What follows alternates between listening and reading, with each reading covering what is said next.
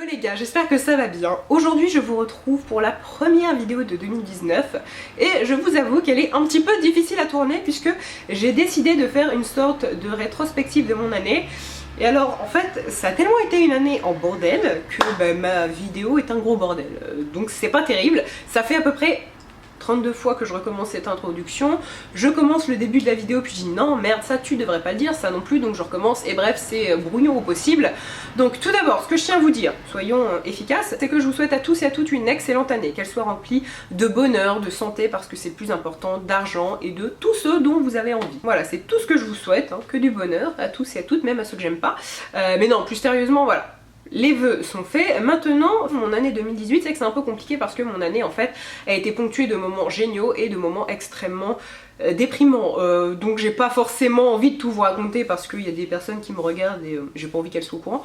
Ou du moins j'ai pas envie de leur donner cette importance là, mais j'avais envie de vous la faire parce que personnellement en fait ce sont des vidéos que j'aime beaucoup regarder et surtout je me dis que peut-être d'ici quelques années j'aimerais retomber sur cette vidéo et me souvenir de mon année 2018 parce que malgré tout mon année 2018 a été décisive sur plein de points et ça c'est vachement chouette. Bref, sans plus tarder je vous laisse avec la suite de la vidéo. Alors tout d'abord, comme je vous le disais précédemment, 2018 a été ponctuée de bonnes et de mauvaises choses. Elle avait pas trop mal commencé puis je me suis méchamment cassé la gueule vers fin janvier en apprenant des choses vraiment pas cool. Ça s'est amélioré, puis après c'est un peu replongé, puis amélioré, et je dois vous dire que depuis l'automne, la fin de l'automne plus précisément, ça va beaucoup mieux.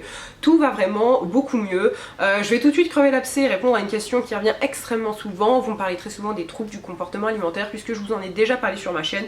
Et effectivement, ce sont des mots qui m'ont concerné pendant de très nombreuses années, mais de ce côté-là, je n'ai plus aucun souci. Ça va merveilleusement bien, je touche du bois bien sûr, mais ça fait plusieurs mois que je n'ai eu vraiment aucun problème et ça sur ces peut-être 7-8 dernières années c'est quelque chose qui ne m'était pas arrivé, donc c'est génial et vraiment je n'ai plus aucun problème, donc voilà, ça c'est super cool. La vidéo est toujours dans ma petite tête, je compte vous la faire un jour mais comprenez que c'est un sujet très compliqué à aborder, pas tant parce que j'ai peur de m'exprimer sur ça, pas du tout, c'est juste qu'il y a des personnes de mon entourage que je connais plus ou moins, des personnes un peu parasites comme ça, j'ai pas envie qu'elles tombent en fait sur ce genre de vidéo parce que c'est un sujet très personnel et bah voilà, en fait c'est un peu mon jardin secret. Vous aussi je pense que vous avez tous et toutes des sujets qui vous sont chers et que vous n'avez pas envie de partager avec n'importe qui, et là c'est ça. Parler de ça des gens que je ne connais pas, j'ai aucun problème parce que je pense que ça peut éduquer certaines personnes et surtout le plus important, ça peut en aider beaucoup.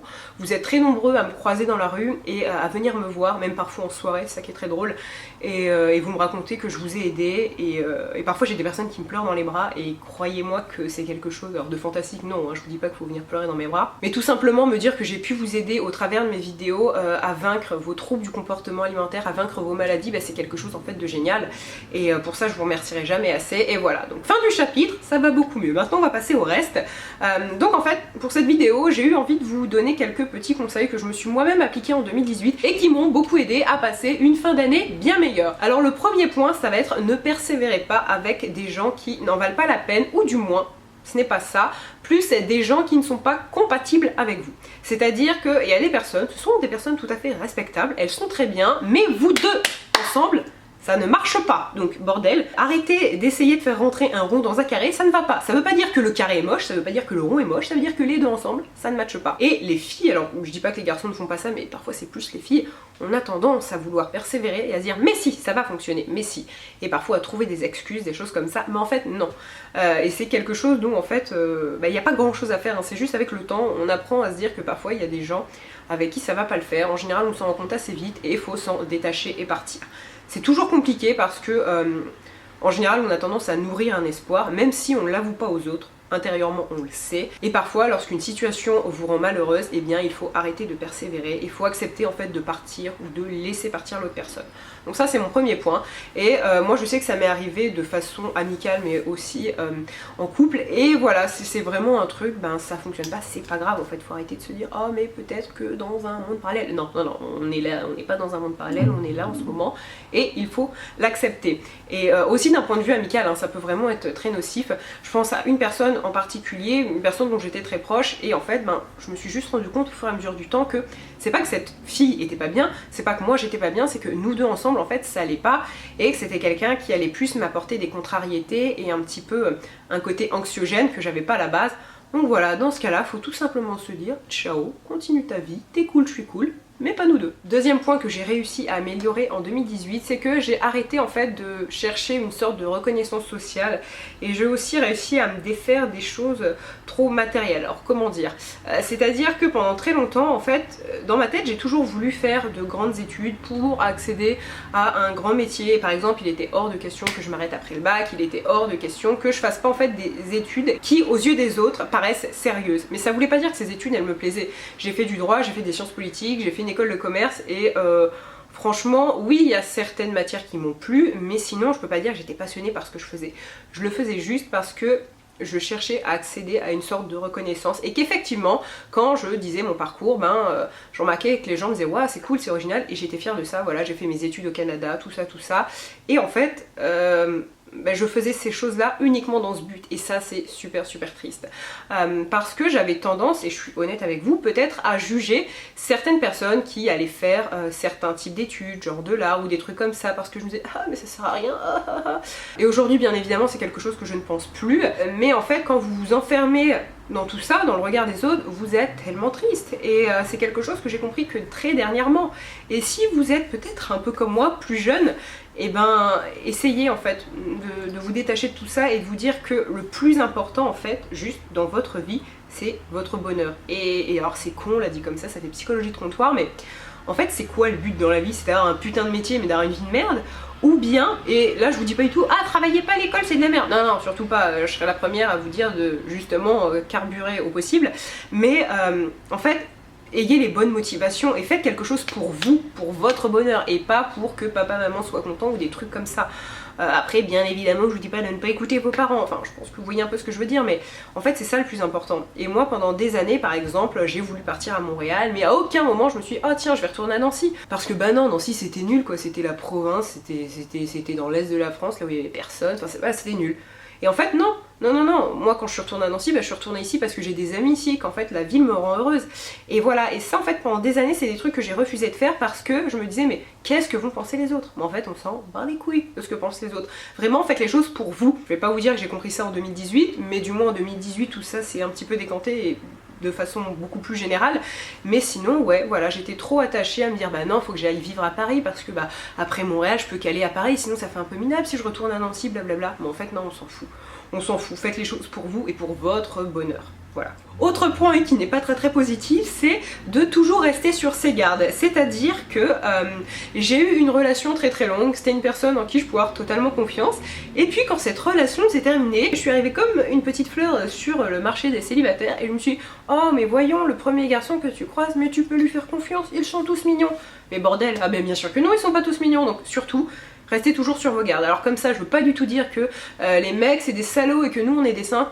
Pas du tout, mais restez toujours sur vos gardes. J'entends par là, faites confiance à votre mec bien sûr, mais gardez une petite part pour vous et soyez un peu sur vos gardes. Ne délaissez pas vos amis pour une relation, parce qu'un mec ça arrive et ça repart, mais vos amis en général ils sont là pour plus longtemps. À partir du moment où on est avec quelqu'un, forcément on peut délaisser un peu nos amis pendant un temps parce que on a envie de profiter de cette nouvelle relation, et ça c'est bien normal, mais ne délaissez pas totalement vos amis. Et quand je vous dis en fait de tout le temps rester sur vos gardes, c'est parce qu'il y a quelques temps en fait j'en parlais avec des amis autour de moi et je me suis rendu compte qu'il y a beaucoup de meufs, savoir qu'un mec était en couple, les filles ça les motivait quoi, et que ça leur donnait encore plus les yeux qui crient braguette, et moi je trouve ça con au possible, parce que perso, et j'ai toujours été comme ça, je veux pas faire la meuf qui est mieux que les autres, mais si un mec est en couple je veux pas persévérer, voilà je laisse tomber, mais il y a des filles en fait de savoir ça, limite les coquines ça les excite, et je vais vous parler d'une histoire voilà, qui s'est passée il y a pas très longtemps, où en fait on était tous ensemble et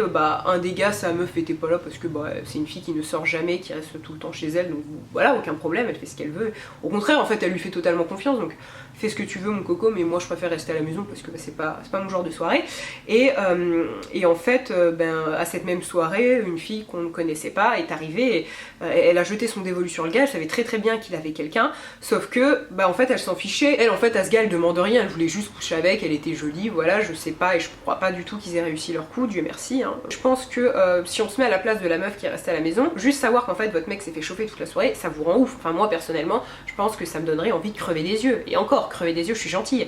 Donc Tout ça pour dire, restez sur vos gardes, même si votre mec est hyper réglo, et là le cas du gars c'est que je vous assure qu'il est hyper réglo, ce mec aime sa copine comme un fou, et en fait c'est ça aussi le problème parfois, c'est que un mec qui va tromper sa copine, pour moi ça veut pas du tout dire qu'il aime pas sa copine, pas du tout. Quand il a couché avec cette fille, c'est peut-être parce qu'il était ultra bourré, ultra déchiré, et il a pas vu plus loin que bon je vais coucher avec elle. Il a même pas cherché à faire un comparatif en disant ouah je vais coucher avec elle parce qu'elle a des plus gros seins que ma copine. Non, en fait le mec cherche pas forcément, il fait pas ce comparatif là, sauf que nous dans notre tête quand ça nous arrive, tout de suite qu'est-ce qu'on fait? On se remet en cause, on se dit pourquoi il a fait ça. Et ça, si vous êtes fait tromper récemment ou que sais-je, vraiment dites-vous ça. Ne cherchez pas à vous dire qu'est-ce que j'ai en moins que cette fille.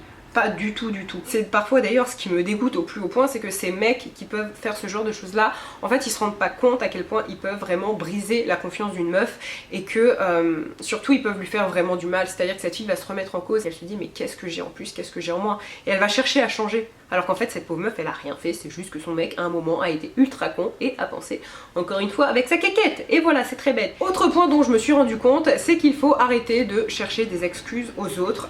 Et là je parle encore une fois dans une situation de couple. Vous allez vous dire, bordel, le couple l'a beaucoup inspiré cette année. Oui, ça m'a beaucoup inspiré. Mais non, mais en fait on a trop souvent tendance, lorsqu'une situation commence un petit peu à sentir le moisi, à trouver des excuses à l'autre personne et à se dire non mais s'il peut pas me voir c'est parce qu'il a trop de travail, c'est parce qu'il fait trop ceci, trop cela, et pareil pour une fille, et en fait non, pas du tout.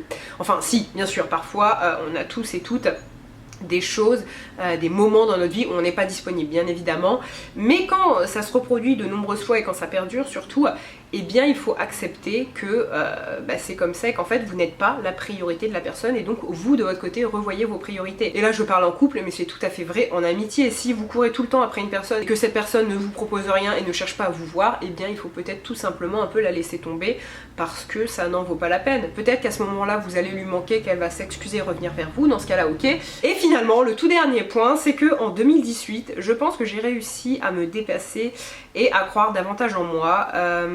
Et ça c'est quelque chose que j'ai envie de continuer en 2019, mais je pense que vous n'êtes pas passé à côté de certains de mes posts Instagram où j'ai posté des photos de mon soutif, des trucs comme ça. Pendant très longtemps j'étais le genre de meuf à pas du tout avoir confiance en moi. Je me dévalorise énormément, je pense que c'est quelque chose que vous pouvez remarquer dans mes vidéos, et en fait j'ai arrêté de faire ça parce que c'est nul, c'est pas attirant et surtout en fait ça vous mène nulle part. J'avais tendance, et j'ai toujours tendance un peu à me flageller, c'est-à-dire qu'un compliment de ma part, enfin sur moi j'entends, c'est quelque chose qui n'arrivait jamais. Je me trouvais toujours en fait trop nulle, trop ci, trop ça, mais pour tout en fait, peu importe le domaine.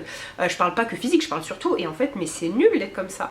C'est nul parce que déjà c'est pas du tout ce que je suis, et là je dis pas ça de façon prétentieuse, c'est que je vaux mieux qu'un zéro quoi. Poster ce genre de photos de moi sur Instagram, ça m'a un peu aidé, enfin ça m'a même carrément aidé en fait.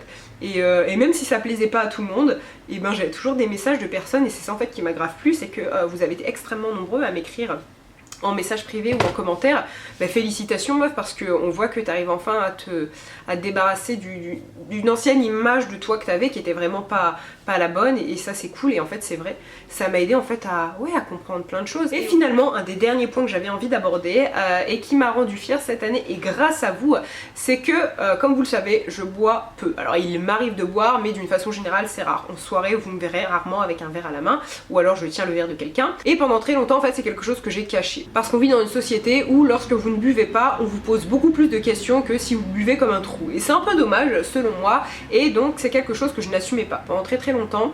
Et je vous en ai parlé en vidéo, et en fait j'ai vu que vous étiez extrêmement nombreux à être dans le même cas que moi. Et c'est vrai qu'aujourd'hui c'est quelque chose que j'assume totalement. Si en soirée on me propose un verre et que je le prends pas, j'ai pas peur de dire non, en fait j'aime pas boire. Donc voilà, je vais pas me chercher des excuses, j'aime pas boire. Et maintenant c'est quelque chose que j'assume. Alors oui aussi parfois il m'arrive d'être bourré, mais je dis pas le contraire. J'avoue que si je suis bourré, c'est plus pour l'effet de l'alcool que pour le goût, ou je vais pas me forcer à boire parce que socialement c'est bien vu. Si je suis invitée à un dîner qu'on nous sert de superbes vins, je vais pas les boire juste pour dire j'ai bu, voilà j'ai fait comme tout le monde. Non, je vais pas me forcer, je vais dire que j'aime pas le rouge ou que j'aime pas le blanc parce que c'est vrai. Et voilà, et ça c'est quelque chose dont je suis fière, parce que avant en fait je trouvais des excuses. Je me disais non mais en fait ce soir j'ai pas trop envie de boire parce que je prends des antibiotiques ou des trucs comme ça. Enfin si vous saviez le nombre d'excuses de merde que j'ai sorties, alors que pas du tout, c'est juste que là ce soir j'ai pas envie de boire, j'ai pas la tête à ça, ou tout simplement j'aime pas ça. Et oui, des soirs j'avais envie de boire comme un trou pour m'amuser, parce que aussi de temps en temps je trouve ça drôle. Mais voilà, et encore une fois en fait ça correspond un peu au regard des autres, et j'avais peur que en ne buvant pas on me catalogue comme une fille ennuyante, alors que je pense qu'on n'a pas besoin de ça pour faire des conneries et dire des conneries surtout. Voilà, donc sur ces très très bonnes paroles, et là je vois que la lumière change, c'est génial. Je vous souhaite à tous une très très belle journée, une très très belle fin de journée. Je vous embrasse et je vous dis à très bientôt. Bye.